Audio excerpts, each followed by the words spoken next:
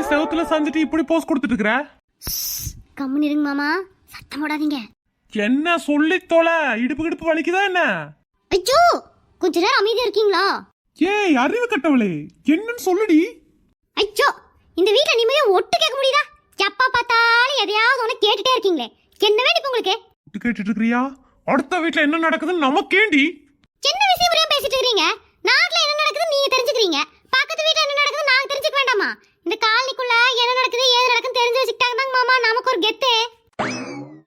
கெத்தா? ஓ இதெல்லாம் கெத்துவே சொல்லிட்டு திரியுறீங்களா?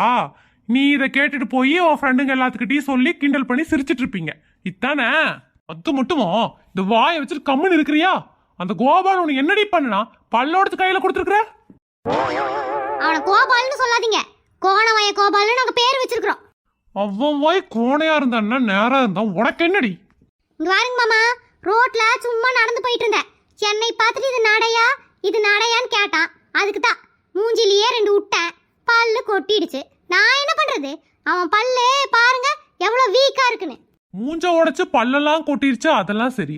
அவனுக்கு கொண்டு போய் எதுக்கடி பேஸ்ட் கொடுத்துட்டு வந்த?